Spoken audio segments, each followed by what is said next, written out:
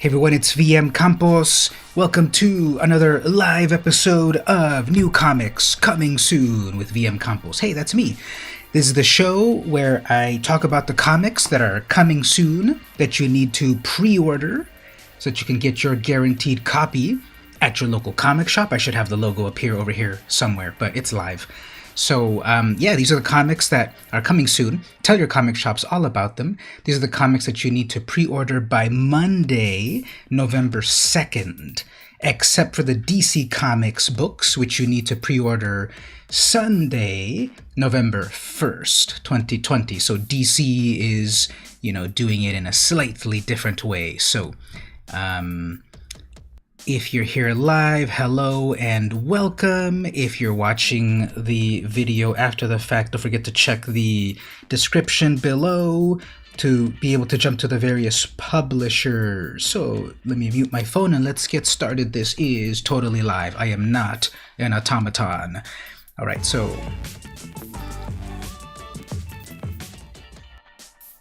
we'll start off with actually, let me fix my chat box here.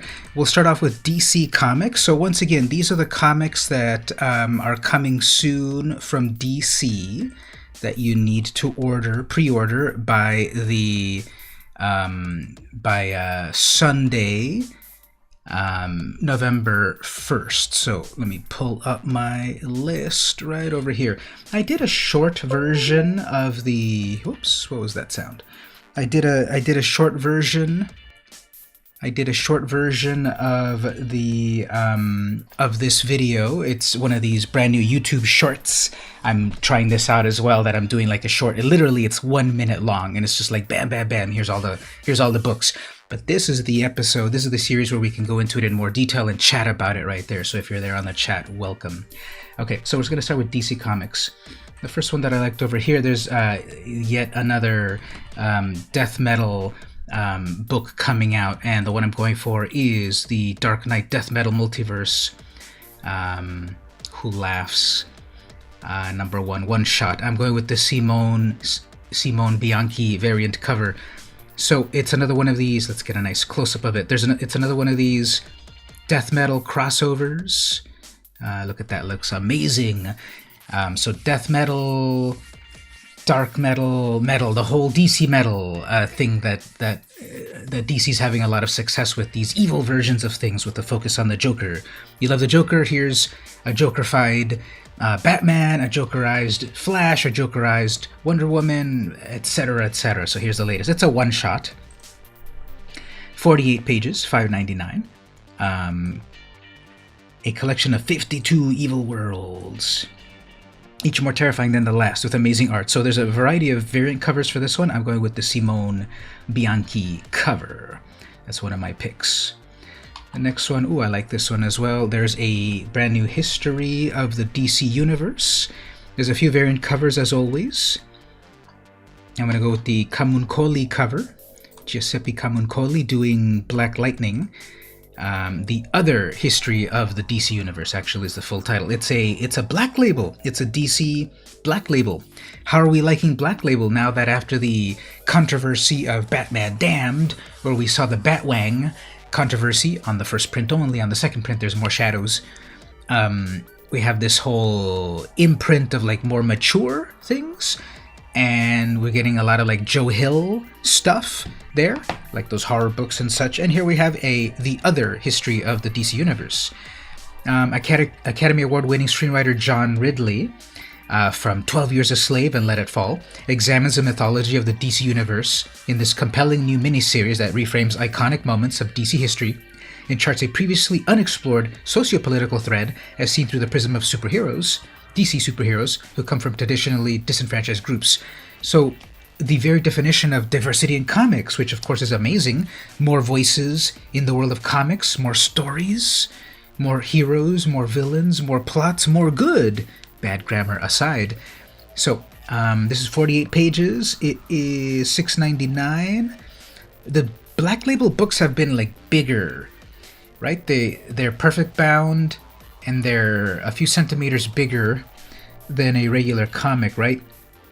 So, various variant covers of this, the other history of the DC Universe. I'm going with the Giuseppe Camuncoli cover, but there's a bunch of other cool ones as well.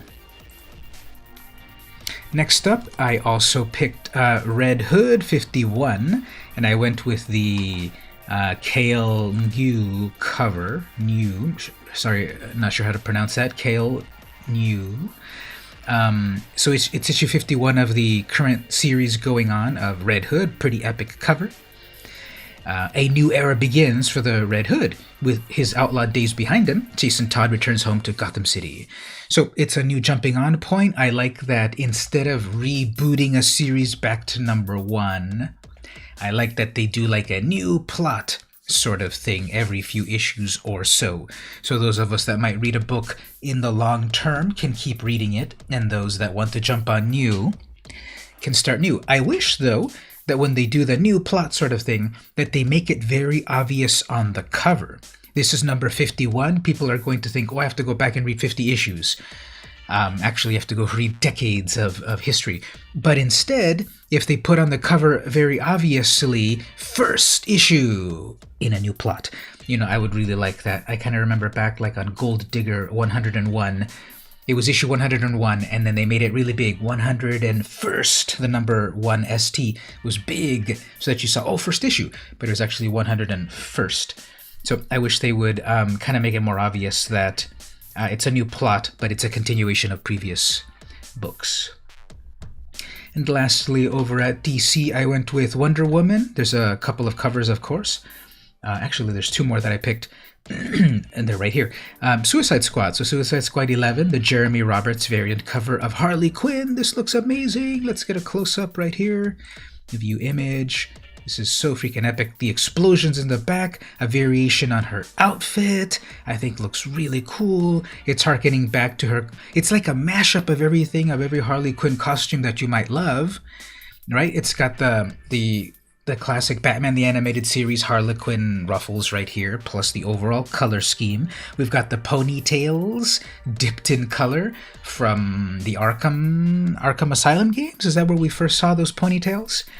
And then like a new twist with like a, what kind of outfit? I'm not into fashion, but what kind of clothing is this? The snap-on tunic or whatever. No mask, which is also like the style that she's at, like in Suicide Squad, instead of the Harlequin domino mask and such. So, and then her classic mallet and that sort of thing. So, love this outfit. Amazing cover. Looks tough as always. The explosive final issue is here. Task Force X has been through hell and back. Now they're the last thing standing between a human bomb and an island full of innocents. So, final issue of the series. Amazing cover. This is by Jeremy Roberts. 32 pages. $3.99. So, pre-order by tomorrow, November 1st, for it to release on November 24th. So that's how it works. If you're new to comics, you pre-order them sometime in advance, and then you get them in the future. So about a month or so in advance. And the last DC book before going on to the others is the Wonder Woman 767. These Joshua Middleton covers have been amazing. Middleton has been making these realistic covers that are just beautiful. We have like the gold standard of Alex Ross at the very top, like the most realistic, beautiful. Although, of course, we've had others like Joe Jusko, Julie Bell, Olivia, making realistic superheroes. Joshua Middleton, I think in the last several years has been making very beautiful, realistic renditions of these fantastical characters. Then we have the sort of realistic in Hugh Lee and such, Art Germ. So a lot of great Jenny Frison. And here's a Middleton cover. Just like these beautiful tones. Wonder Woman looking amazing as always. Mariko Tamaki continues her run on this. The final battle between Maxwell Lord and Wonder Woman is here, and it's winner take all in the war-torn nation of Vlatava. So, 32 pages, $4.99, debuting in about a month. Final order tomorrow. Let's move over to the other publishers. We'll start off just in order here with Image Comics. In Image Comics, I picked the new Department of Truth series. First issue is sold out. I was not able to get my own copy when I went to the shop. I got issue number 2. But number 3 is coming. Now, these are the rest of these comics that I'm going to talk about. The final order cutoff is on Monday, November 2nd. So you have one extra day to decide if you want these or not. The DC books are due on Sunday. Everything else is due on Monday. So call your local shop. So issue number 3, if you haven't read 1 and 2, there's a little bit of spoiler in the synopsis, but not too much. Mary never knew what a false flag or crisis actor meant until her son was murdered in a mass shooting, and the threats and accusations began. But as her reality starts to bend around her, it's the job of the Department of Truth to keep these dark conspiracies from coming true at any cost. So this is such a timely book. Nowadays, with so many right-wing, unhinged psychopaths in the world getting more of a voice because of social media, it is up to us to stop the disinformation, to uncover the lies that they spread so easily.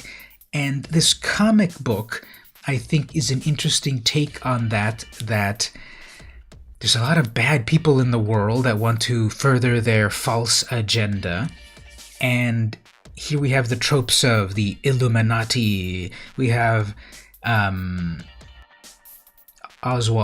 Harvey Oswald, and the conspiracy about the murder of John F. Kennedy and such. And here are the false flag crisis actor conspiracy rants that we have nowadays, where in these tragedies, when people are murdered, these right-wing psychopaths go on to talk about, this is just a false flag, this is an actor, look at this person is in this tragedy, oh, and they're also in this tragedy, they're paid actors. Like, this is like the cancer that infects current society. And sorry to get so heavy on a show about comic books, but it's an important topic. Just the right-wing extremism that is permeating society nowadays, with, of course, the impeached liar-in-chief at the forefront, giving them aid and comfort.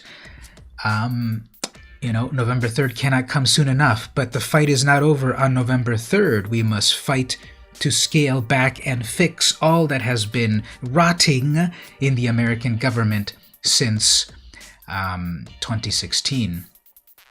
Let's get back to comics. This is a comic that's hot. This is issue number 3 of 5, I believe. I think it's a limited series. It's a very hot book at the moment. Very fascinating topic. This is the one I'm picking at Image Comics. Here's a new series, Monstrous, right over here. Monstrous Talk Stories, 1 of 2. So it's a micro series. We have Marjorie Liu and Sana Takeda. Bridging the gap between 5th and 6th arcs, Monstrous returns with Talk Stories, a 2-part limited series that invites you to eat up dumplings besides the fire and listen as Kippa recounts a defining moment from her childhood. So this is another series that's been going on for, I think, 30 issues now over at Image Comics. Here is like a mini 2-issue series to hold you, to tide you between the 5th and 6th arcs. So in shops November 25th. Amazing, utterly cute cover. I love this cover, and the style of art that Takeda has done on the series has been pretty amazing. It's issue 1 of 2, coming soon at Image. I'm picking Scumbag. Here we go. Scumbag number 2. The series just debuted. It's quite a trip. Snowblower Indemnity Part 2 continues. I'm going over here with the Matteo Scalera cover.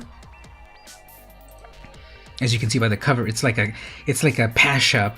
It's like a mashup. It's a pastiche of 70s grindhouse cinema. It looks like a movie poster from a bygone era, which I never lived, but nostalgia can permeate everything. And very cool cover. So the Central Authority meets Ernie's demands to help save the world, and he meets his new partner, Sister Mary. So check out the rest there on your own. This is issue number 2, coming soon. Number 1 just debuted this past Wednesday, Wednesday the 28th. Spawn number 312. There's a few copies to pick. I'm going to go with Gunslinger Spawn. This is the new hot character that debuted in 309, I believe. So that book's starting to climb up in value. So we have a Tauntaun Revolver cover. We have Spawn versus Omega Spawn. So record-breaking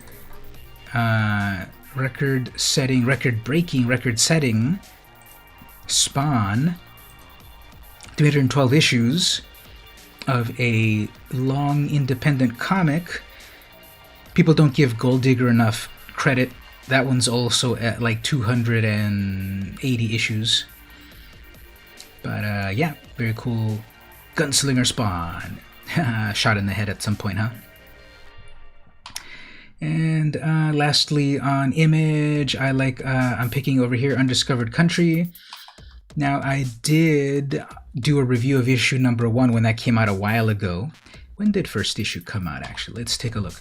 And I liked a lot about it, but I didn't like the ending of that first book and where it looked like it was going to go. So November 6, 2019, back when I reviewed that. And the covers have all been amazing. I've been enjoying them. I liked the concept of it, which is basically the U.S. closes itself off to the world after a variety of disasters, which, looking back on that first issue, if you read it again, it's like, what did they predict? Because there was unrest, civil unrest, there were, extremism, there was religious intolerance, there was a virus that had the U.S. cut itself off from the world. And I thought that this cover back on issue number 1 was just like so striking, like, the United States like erased from the world. That was like a shocking cover to see right there.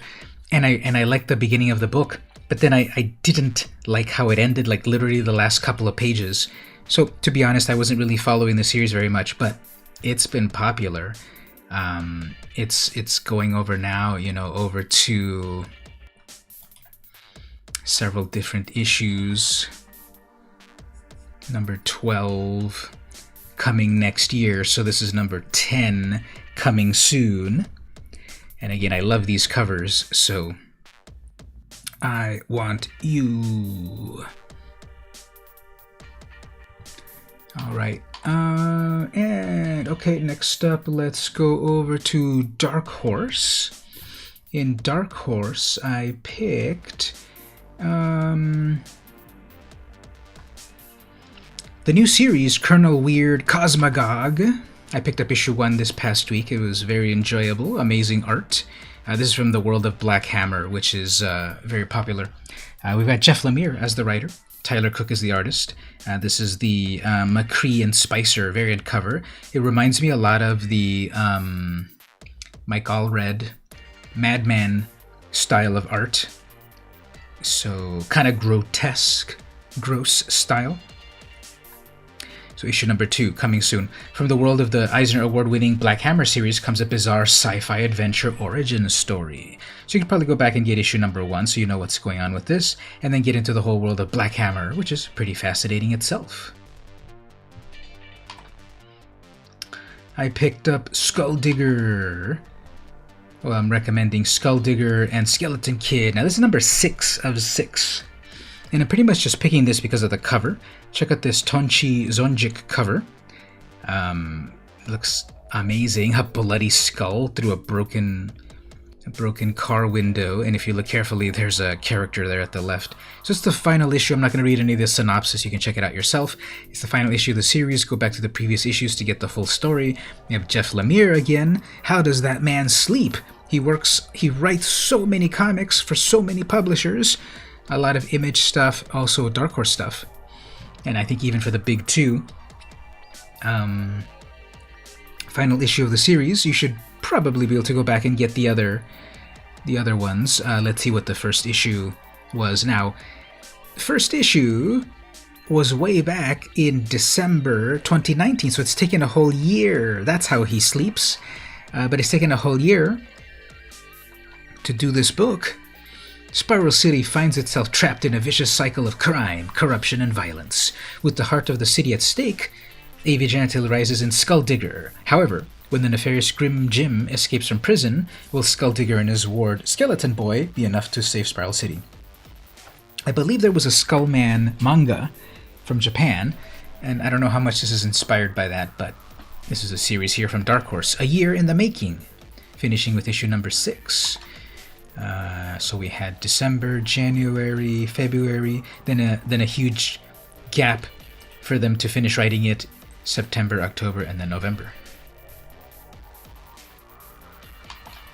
Stranger Things. If you can't get enough of the Stranger Things TV show, we have the comic book, and this is Science Camp, which took place before the start of season 3 when Dustin went over to Science Camp. So this is really interesting in terms of Stranger Things, of course, is a pastiche of a variety of 80s tropes from people that didn't even live in the 80s, didn't even experience it, as they've said before, the Duffer Brothers. But the Netflix series was just a mashup of a variety of science fiction things and Dungeons and Dragons and Ghostbusters and all of that. So here we have the slasher film trope in this 4-issue series, Jody Houser writing on that. So I thought it was enjoyable. I'm enjoying the Stranger Things comics more than the Stranger Things show. I felt the first season was amazing because it was nothing we'd seen before. Then season 2, I felt a little bit less amazed by it. And then season 3, I watched like 2 episodes or something, and then I stopped. I let my Netflix account lapse, and I just didn't finish watching season 3. I don't know, what did I miss? Tell me about it. But the comics I've been enjoying because I think it's going to be so snobbish, but I like to say I don't watch superhero movies. I read superhero comics, or that is anything comic book related, not just superhero comics. And I know that sounds so snobbish, but it's like reading a comic I think is better than watching a movie because you're part of it. You put a little bit of yourself, you read it in your own way, in your mind or aloud, and you absorb it more. A movie is an amazing spectacle, cinema is great, but it's so passive. These big superhero movies are very, very passive. You just sit back and watch and have the explosions watch over you and all of that. But reading the comics will always be better because, again, you put some of yourself into it. You make it something of you. The Stranger Things comics have been more enjoyable to me than the recent Stranger Things series. And here we can do these stories where we're not waiting a year or more, 2 years, for the next season to come out, and then the kids age. Right here, they can be perpetually young. They can you can retell a story in the span of the summer in multiple ways between seasons. And here we have a mashup of the supernatural aspect of Stranger Things with the slasher genre of the 80s. So I'm picking issue number 3 of 4, the Viktor Kalvachev cover, which is just like this perfect horror movie cover.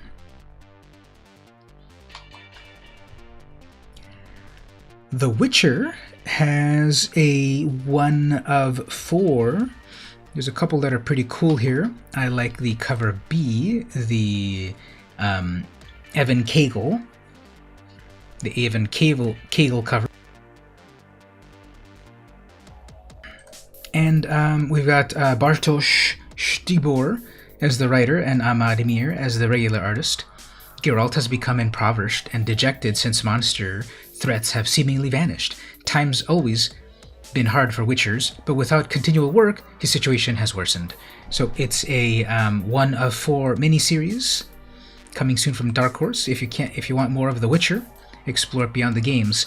Okay, so I think we have comic books as the pinnacle of entertainment, because again, as I said, you put a lot of yourself into it. Then I would say next comes video games, because you literally then control the characters in the games and so forth, even though it's still linear to some degree. And then we have movies. So yeah, totally snobby, but that's how I put it in the order. You, of course, can love what you love, how you love. I'm not trying to gatekeep or anything like that. That's my personal opinion, of course. I hold them in the regards of comics, video games, movies. So, if you played the game and love the game, here is a comic book, and with an amazing cover right here. Check out this beautiful minimal palette cover. Amazing. So that's the one I'm picking up. That's the one I'm picking. And lastly, from Dark Horse, the new series, X-Ray Robot. Issue number 1 just came out. So here's the 4th issue. Speaking of Allred, there's the Allred Madman cover. But I'm going over with the Trad Moore cover. Hey Jack, how are you doing? We're talking about some comics. Did you pick up the X-Ray Robot number 1 that came out this past week? Here we have number 4 for pre-order. So my series, of course, is all about, this Saturday show is all about talking about the books that we can pre-order by Monday or by Sunday if we're talking about DC. So issue 4, I didn't get it. I saw it at the comic shelves. I was already over budget, so I didn't get issue number 1. But I think people are liking it. And so we've got Mike Allred as the writer and the artist, but this is the Tradmore variant cover. So it's issue number 4 of 4 for pre-order. And issue number 1 just came out this past week. These covers are pretty cool.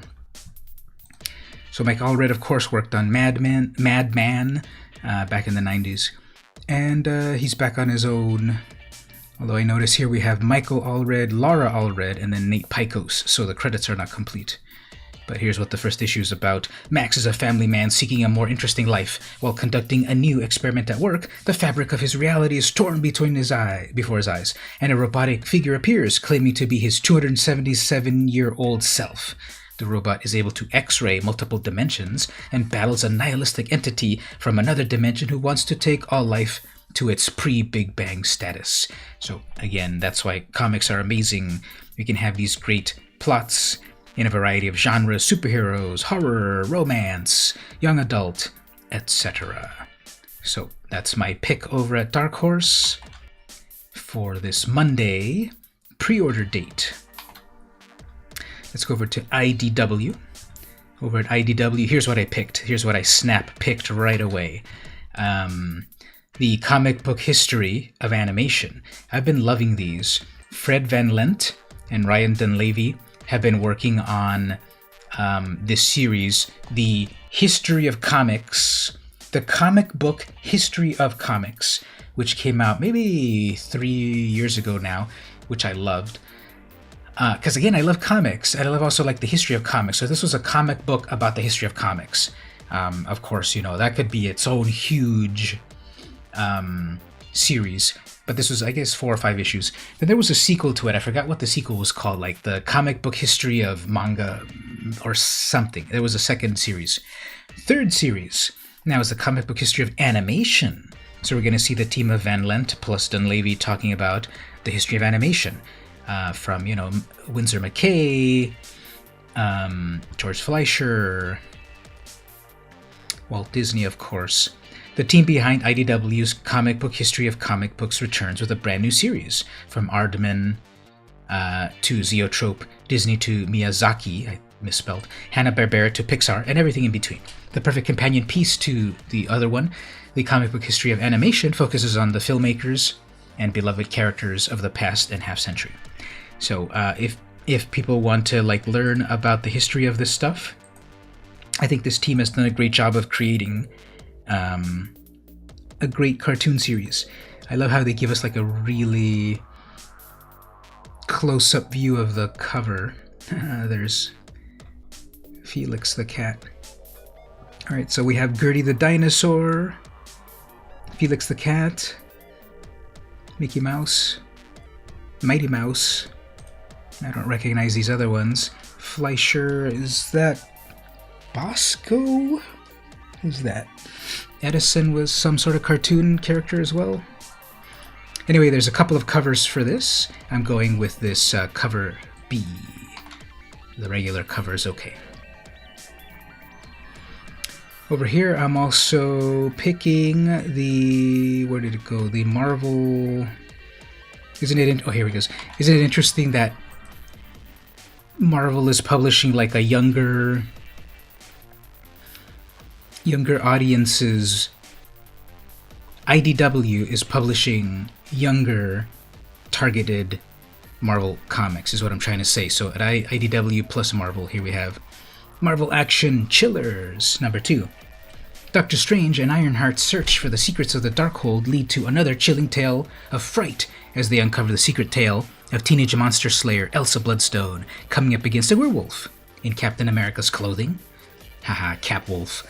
Part 2 of this trifling thrilling bi-weekly event.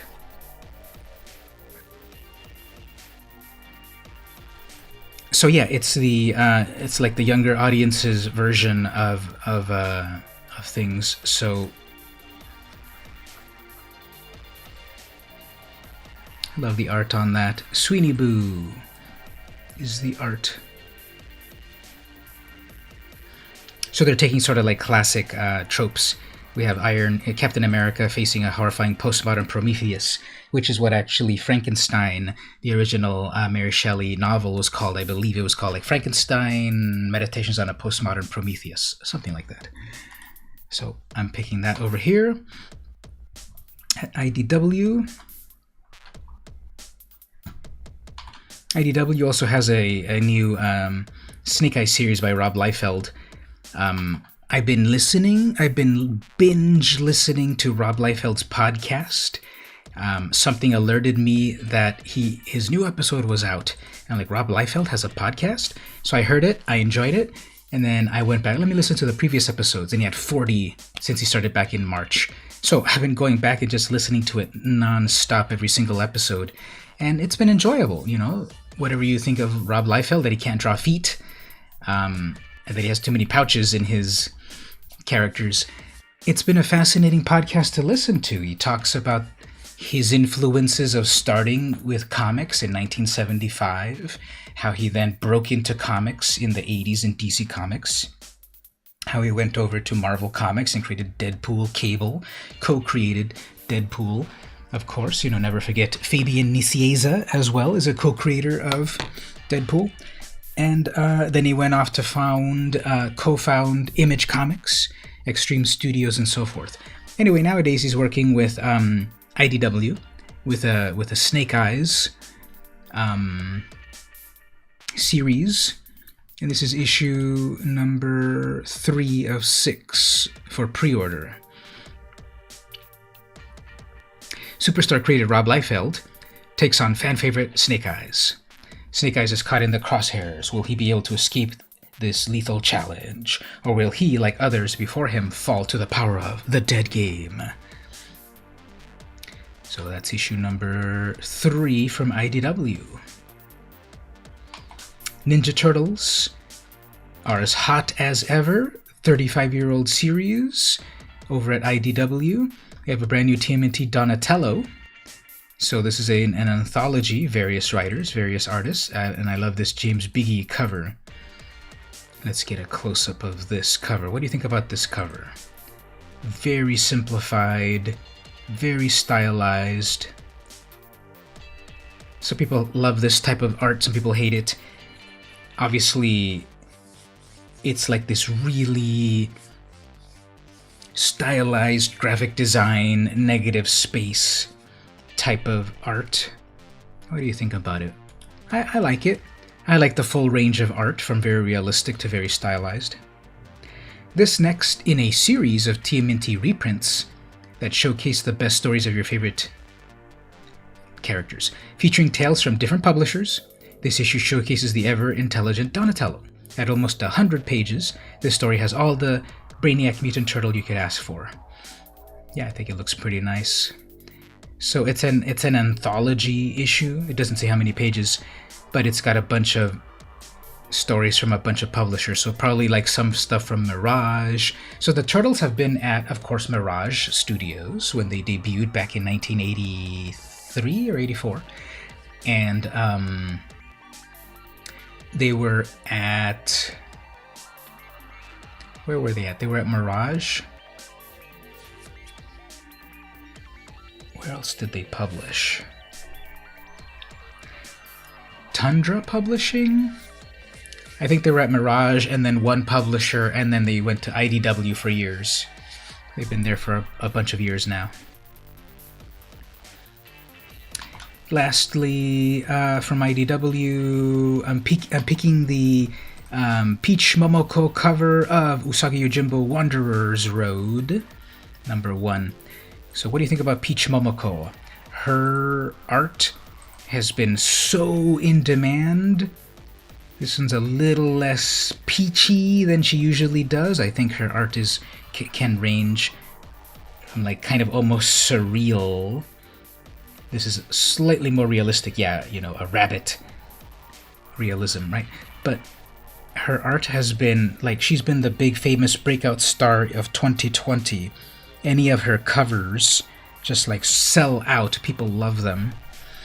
And I want to get this one. So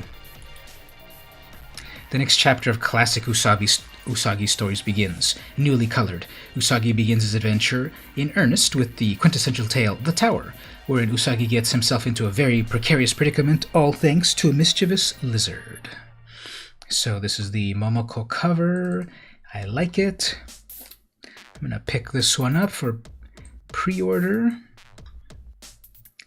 I like that style.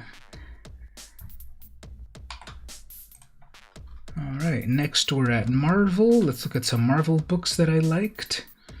The Fantastic Four have a new series coming soon. Right here. Fantastic Four Road Trip. Now, here again is the range of comics. I didn't know they still made... Yeah, Usagi Yojimbo... It had... I'm going to do a whole video about it because it's got a fascinating series. That Usagi Yojimbo just also celebrated 35 years. It's almost as old as the Ninja Turtles, actually. And it was originally debuted in Albedo #2 in 1984.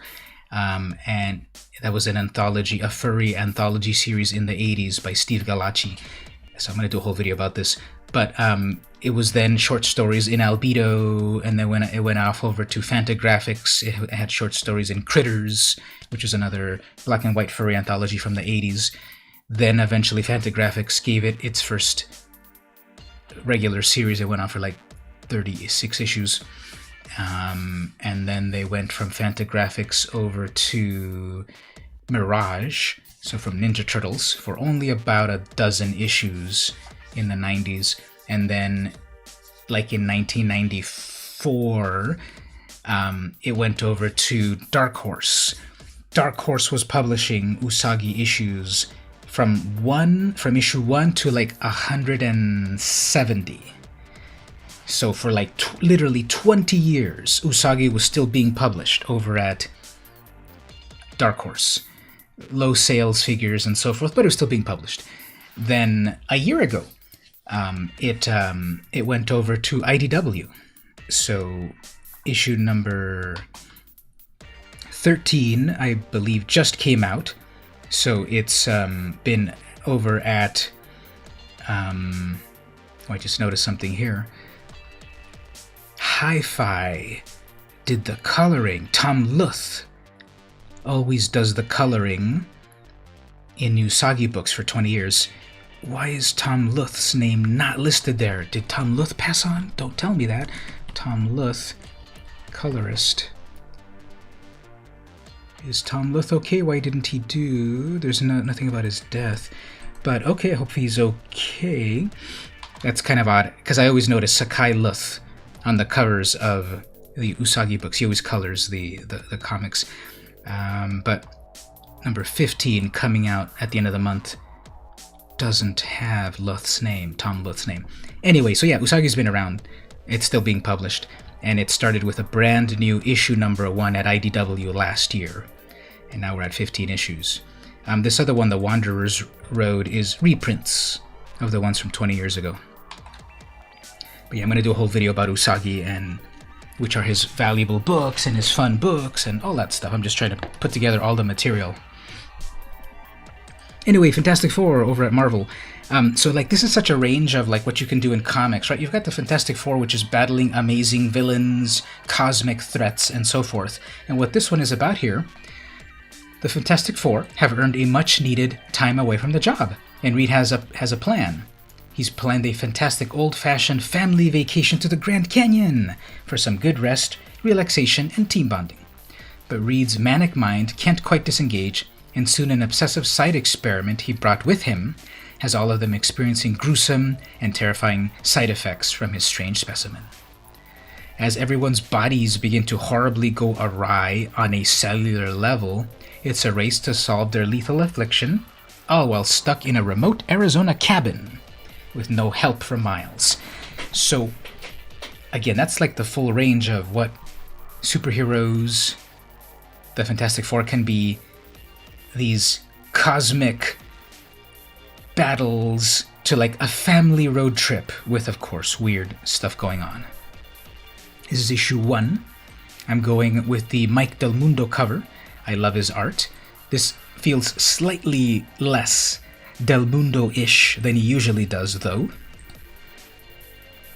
I loved his art on Weird World after Secret Wars, the last Secret Wars. And this feels less Del Mundo-ish, but it's like the classic, Invisible Woman statue. I had one of these. I think it was an Invisible Man, but I had one of these growing up. What about you? Did you ever have one of these as a kid? One of these models that you put together, and it was like the inside, like here's the brain and here's the heart, and here are the lipid deposits of the chest. So. This looks like a little box model, actually, and it's the variant cover. Pretty fun. There's also the regular cover. Kind of a standard... Where did it go? Oh, here it is. Here's the standard cover. Kind of weird and gross for Halloween. But yeah, that's that regular cover. This is by Valerio Giangiordano. So a new Fantastic Four series coming out. I'm also picking King in Black, number 1 of 5. There's a bunch of variant covers, of course. The one that I liked was the tattoo version. This is the Ian Biederman. Darkness reigns. After a campaign across the galaxy, Null's death march arrives to Earth, and worse yet, he hasn't come alone. With an army of hundreds of thousands of symbiote dragons at his command, the King in Black is a force unlike any Earth's heroes have ever faced. Eddie Brock, aka Venom, has been seen firsthand the chaos. So there's a whole, the alien, Venom is an interesting character because it first debuted back in Secret Wars 1984 as just a blob of goo that would obey Peter Parker's commands to become a costume. Then eventually the symbiote became evil. Peter got rid of it back in Web of Spider-Man number 1. And then eventually became Venom in 88. And then we had Venom throughout the late 80s, early 90s, and then in like 92 or so, we got Carnage, the spawn of Venom. And then after that, we had Maximum Carnage, which was then the children of Carnage, Shriek, and etc. And so now, in the most recent mythology of Venom, well, after Eddie Brock lost the symbiote, then we got Scorpion became Venom. We got Flash Thompson as Venom. We got that one guy that was pretty lame recently. And then Eddie got the symbiote back. And the symbiote has changed throughout the decades. Back in the late 90s, there was also, Planet of the Symbiotes storyline. And then later on, when we got in Guardians of the Galaxy and Venom Space Knight, we got that they are named the Clintar. So they have a whole mythology now. And the latest of it is that we have Null, Knull, God of the symbiotes. And we've been having this plot coming this whole year that Null is coming to Earth. And now he's here. So we have King in Black #1. Yeah, this amazing tattoo cover. There's some other ones that I liked as well. We have these blank sketch covers. But here we have a black blank sketch cover. It's been taking a 2-year-long saga to happen. There's a spoiler cover. Okay, speaking of Peach Momoko, here's another Peach cover. This feels more peachy than the Usagi one. So we have Null. Very cool cover. A lot of detail.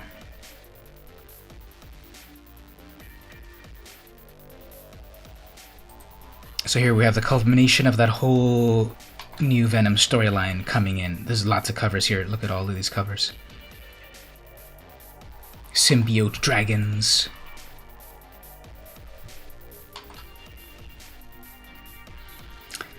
Alright, another pick that I've got is the new MODOK series. So this is written by Patton Oswalt, Jordan Blum, art by Scott Hepburn, and this is a Doali cover. From Patton Oswalt and Jordan Blum, showrunners of the upcoming animated Marvel's MODOK shows on Hulu, comes a journey into the mind of one of the biggest heads in the Marvel Universe, MODOK, right? And we all know what that stands for, right? Mental organism designed only for killing. He's the ruthless, brilliant leader of the terrorist organization AIM. I don't remember what AIM stands for. Outsmarting heroes and outmaneuvering his cutthroat colleagues, gunning for his position.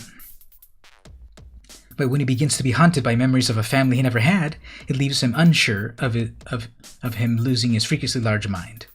So, pretty cool cover right here. I love the blues and the oranges, and the concentric circles. MODOK is painted very well. Very cool cover. This is issue #1, coming soon. I wonder if that's Patton Oswalt's first work in comics. Let's see if we can look that up briefly here. Comics.org.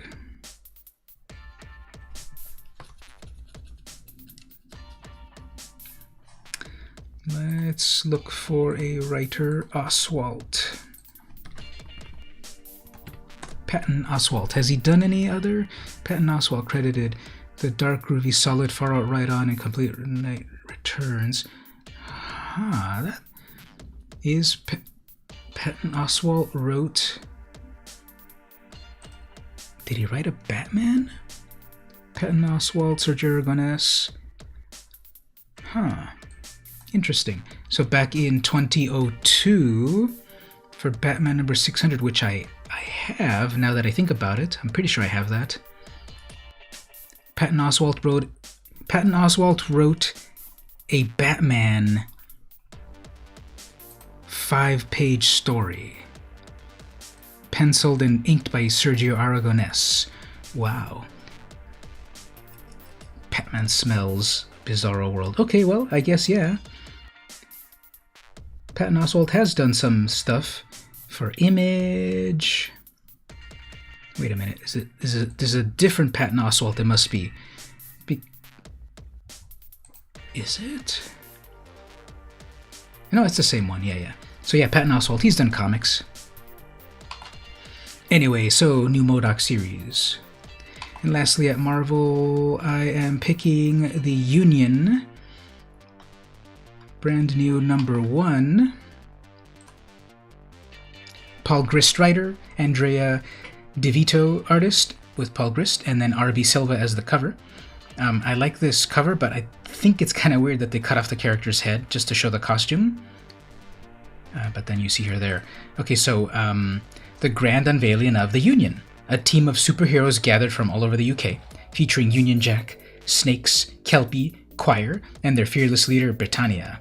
But when disaster strikes on their first public debut, in the form of the invasion of Empire, the fledgling team is immediately pushed to their limits. Don't miss out on an exciting new chapter of Marvel from legendary creators Paul Grist, who worked on Judge Dredd and Jack Staff, and Andrea DeVito. So here we have the brand new character Britannia, Lady Captain Britain. Cool outfit. I like the Union Jack outfit motif that she has, with the cape and the lion. I'm not versed in British iconography, so I don't know what that lion means. But very cool sword, braids and such. It has a cool cover. And so it's issue number 1 for Queen and Country. There's a couple of other ones. We have like a text version. What is this one? Britain's got some new heroes. I'm Britannia.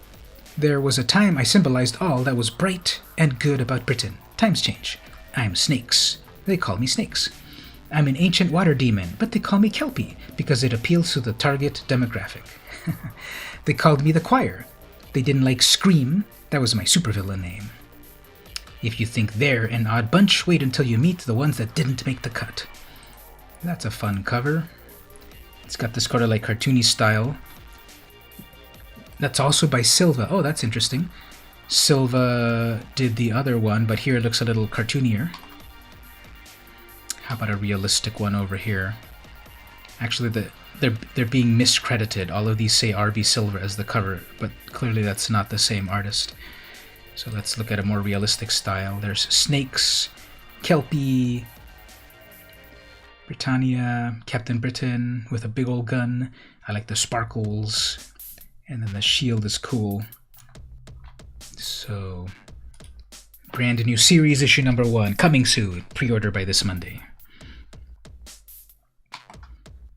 Alright, moving on to the next publisher. Let's look at a couple of Dynamite books. Didn't pick too many Dynamite books. British Wonder Woman.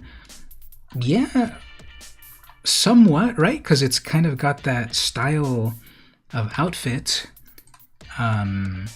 Cool shield. Wonder Woman's been known to use a sword, but more her lasso, right? Cool tiara type of outfit. So that could be an interpretation. The British Wonder Woman. Alright, so over at Dynamite, on my notes, I didn't really pick too many. I picked the...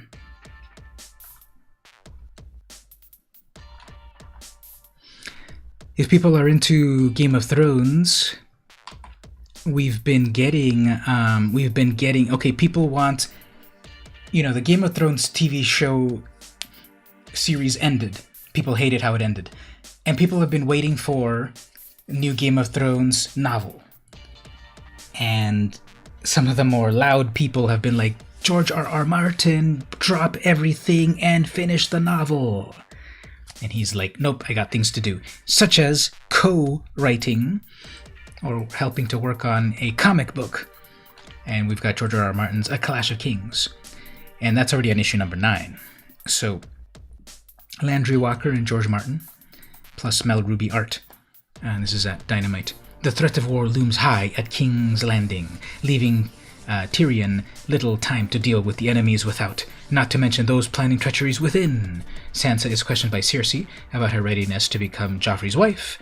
So, if people can't get enough of what's this called again? Game of Thrones, there's comics to enjoy. So, that's from Dynamite. The other Dynamite book that I picked was a Vampirella. I went with the cosplay cover over here. Now there's a couple of other ones that I liked. So Vampirella 15, another Peach Momoko cover. I think I like this cover. Really cool how she's like sitting on the moon and she's got the cool like hands and all of that and bats, beautiful hair and everything. So classic character that's literally 50 years old, debuting in Vampirella number 1. Published in 1969 by Warren Publications, co-created by Forrest J. Ackerman, Trina Robbins, with a famous cover by Frank Frazetta. So, ongoing series, special horror issue. This is a standalone tale, so issue number 15. And it's funny that these are Halloween books, but they're coming out in November. So there's a Momoko cover. I also like this one. This one's really funny. This one's on the classic movie, the Tura Satana movie, Faster Pussycat, Kill, Kill. Here we have Faster Vampirella, Kill, Kill. So it's a Butcher Billy cover. It's so funny. Butcher Billy after Russ Meyer. Yeah, the Russ Meyer movies. And this is very Russ Meyer-esque style of Vampirella. So yeah, 50 years. So the one I'm picking is, whenever I pick up any Vampirella or Red Sonja book, I'm often trying to get the cosplay covers. Here's the cosplay cover for the latest Vampirella. I think it's body painted also. So cosplayer. No, is this a? Yeah, this is a cosplay cover. It looks like it's drawn. I think they painted the main body suit on her, but then like the lapels look like they're photoshopped or something. I think she looks way too green instead of pale. But yeah, I like getting these cosplay covers from Dynamite. The Lucio Perillo covers are often very, very good as well. But the very first issue was Frank Cho. After they rebooted it back to #1, it was a Frank Cho cover. 50 years.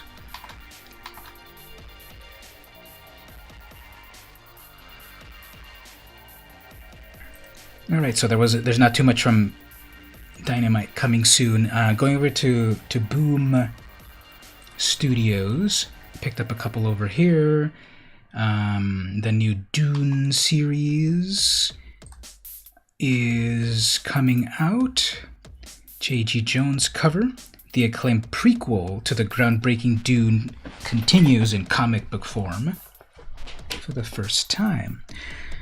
So, Dune, of course, was a novel. It was a movie. There was the famous movie that was never finished by Alejandro Jodorowsky. And there was a TV series a few years ago, and now a new one. So this is a comic book version of it. I was never really into Dune, but again, I often prefer like the comic book versions of things because I like in comic books you can, have your own imagination be part of the story. So the new Dune comic. Mega Man has a new series at the moment. Mega Man Fully Charged. I kind of don't love the style that we're seeing at the moment. I love that it's like so well drawn, but I kind of don't like how this Mega Man looks. It's kind of like the Mega Man of the really bad 80s art. So bad it's good 80s style. But this one, I don't know, I just don't kind of like the style that it's going with.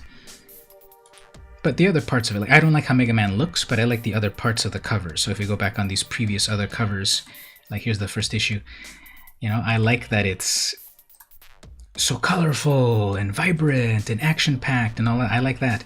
I just don't like how Mega Man looks. It doesn't look Mega Man-ish enough to me. That was issue 1. Then issue 2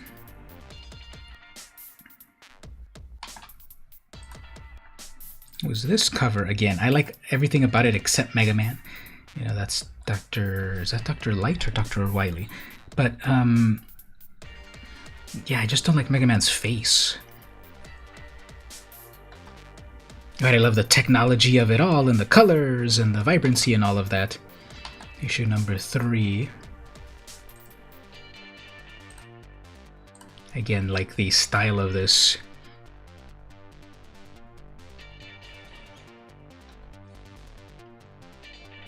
Anyway, so the new Mega Man series is out. This is a pre-order number 4.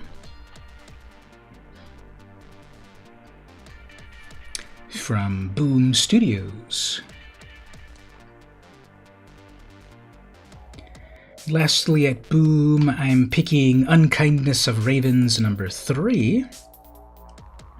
Dan Panosian writer, Mariana Ignazi as the artist, and Christina Khalida as the artist. I love this cover.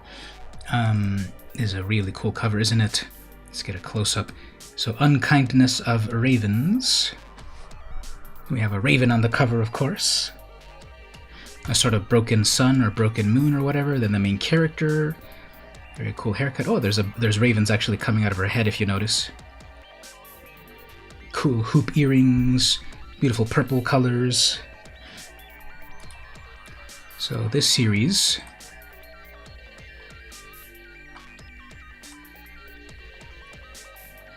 Not all the witches burned during the Salem witch trials, and the ones that survived did so together. Now, generations later, their descendants protect the ancient secrets entrusted to them. They call themselves the Ravens. Wilma is the new girl in school, and she plans to go completely unnoticed, except when she bears an eerie resemblance to the Raven member Waverly, and Waverly just went missing. So, a very cool concept. Sort of like Sabrina, Chilling Adventures of Sabrina style, plus Harry Potter style, plus Mean Girls style. And the latest issue coming soon.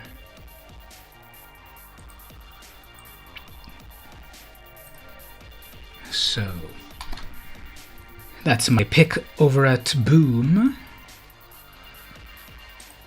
And we've got a couple more to wrap up the show today. Over here on the smaller publishers, I'm picking Autumnal number 3. This has been a hot series. Issue 1 sold out, went into second print. Let's look at issue number 1. Synopsis. Following the death of her estranged mother, Kat Somerville and her daughter, Sybil, flee a difficult life in Chicago for the quaint, possibly pernicious, town of Comfort Notch, New Hampshire. From New York Times bestselling author Daniel Krauss and rising star Chris Sheehan comes a haunting vision of America's prettiest autumn. So obviously there's like some deep, dark stuff happening in this story. This is from Vault Comics. Number 1 came out back in September. Sold out. Issue number 2 just came out this past week. Issue number 3 in November. So these covers are pretty amazing. Very sort of dark and scary and weird. And the interior art is also good. Let's see, this one's got some interior art preview right here. It's got this like realistic style. The preview has no text over here, but we can already tell, bad stuff. And they're moving into a brand new town, population 3,533. One of these quaint, weird towns with like, what is this little kid drawing? Why is there a pig coming to take a baby and actually eat the baby? And then, we have some weird tree creature, and then like someone getting stabbed. It's just a little kid drawing some stuff, and then the classic little S. I drew those, of course. And so issue number 3, coming soon. Previous issues are out. There is a second printing of the first issue. That one was on sale last week as well. I picked up one of those. So cool, scary series. I'm not sure how many issues it has in total, but cool art as well. I'm also picking Cat Shite 1, Volume 2, Number 2. This is by Morifumi Kobayashi. This is Volume 2. This is a fascinating book. This is, let's go back to the previous ones. This is the Vietnam War told through the eyes of cute characters. Although it seems that Volume 2 is realistic, possibly, because I see realistic characters. But let's see Volume 1.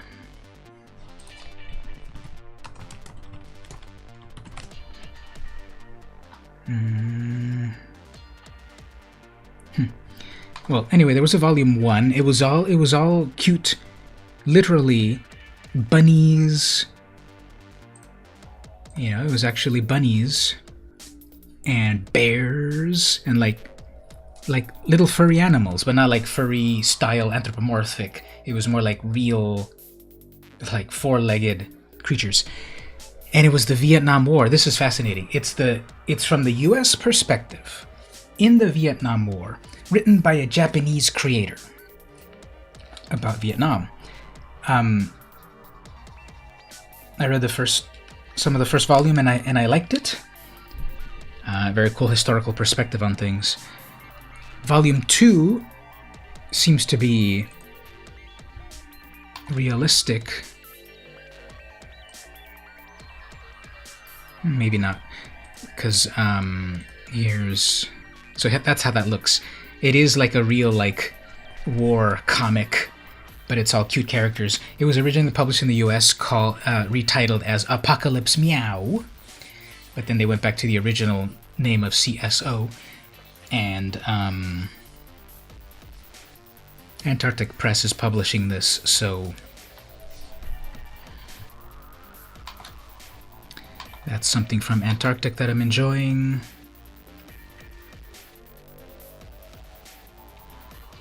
Couple more books.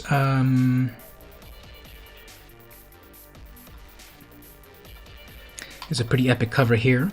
This is the I Make Boys Cry #1. This is the Jamie Tyndall cover from the creators of White Widow. This is the finale in a 2-part crossover event that began in White Widow #5 and ends here. I Make Boys Cry is a group of Black Ops assassins who use the latest in high-tech weapons, combined with a martial prowess that begins from the time they're little girls. Will White Widow be tough enough to join them or die trying? Very epic cover right here. We have like the schoolgirl, Kill Bill, Gogo Yubari style, Battle Royale. Okay, what is their thing here? Carpe Noctem Glande. So Carpe Diem is seize the day. Carpe seize something. Noctem, that's probably night. And then Glandic, I don't know, seize the night or something. Cool cover. So much blood. So much Photoshop blood. Issue #1 is from Absolute Comics Group. Coming soon. And we will end the show on Madam Satan #1, second print, with this amazing Julius Ota cover. So, Archie Comics have been around since the 40s, and they were this always like pretty wholesome brand. People, though, forget that in the 70s, they did dabble in horror comics with their Red Circle comics and so forth. And, of course, there was Sabrina Spellman, debuting in Archie's Madhouse #22 in 1962, I believe. And then there was like a little bit of a fun horror aspect of Archie Comics with Sabrina. Then, about 10 years ago or so, 7, 8, 10 years ago, Archie Comics published a cover of Life with Archie, which was a zombie apocalypse in Riverdale. It was just the cover, and it was a variant cover, and it was called Afterlife with Archie. People loved that cover so much about zombies in Riverdale that Archie Comics thought, yeah, let's publish a comic called Afterlife with Archie, which was a very dark, very violent zombie apocalypse happening in the world of Archie Comics. I missed out getting the first issues. I got the trade paperback back in like 2014, I think, and I loved it. So then I started to get the regular issues. After Afterlife with Archie, we then got Chilling Adventures of Sabrina, which was again a dark, violent horror take on Sabrina Spellman, Sabrina the Teenage Witch, and I loved that. That was Robert Hack as the artist.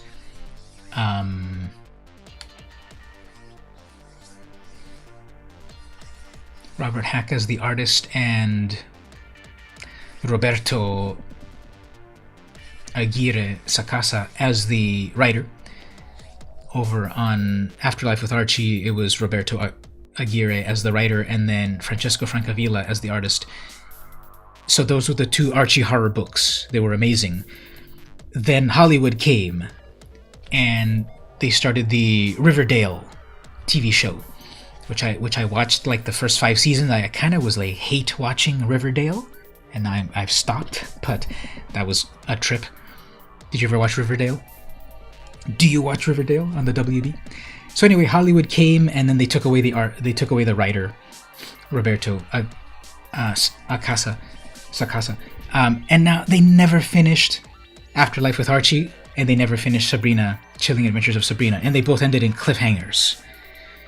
Well, Archie didn't want to lose their horror imprint, so then they started to publish Jughead the Hunger, which was with What If Jughead Became a Werewolf? And then they published Vampironica, which was What If Veronica Lodge was a vampire hunter? And then they published Blossom 666, which is What If Cheryl Blossom and her brother were the Antichrist? And then now they have Madam Satan from the pages of Chilling Adventures of Sabrina. Second printing. So I picked up the first printing with this cover, which is amazing. I think I have it right over here somewhere. Second printing right here. So it's a one-shot. You can just pick it up and kind of see her origin or whatever of Madam Satan. So I think we'll end at this point right here, our New Comics Coming Soon show. There's a bunch of comics I covered. There's still a bunch of comics that I didn't cover. Check them out for yourself on previewsworld.com. These are all the comics that are coming soon, that you have to pre-order them by this Monday, November 2nd, to guarantee your copy of it. Check with your local comic shops. Tell them VM Campo sent you. Tell them, hey, I want Madam Satan issue number 1, second printing. The DC comics must be pre-ordered tomorrow, Sunday, November 31st. So DC Comics, you have to pre-order them on Sunday. Everything else, you pre-order them on Monday. And then they debut about a month later. So that's the show here. The new comics coming soon with VM Campos. I hope you enjoyed it. Leave some comments below. What did I miss? Come back every Saturday at 1 p.m. to talk more about comics. This has been VM Campos, and I'll see you next time.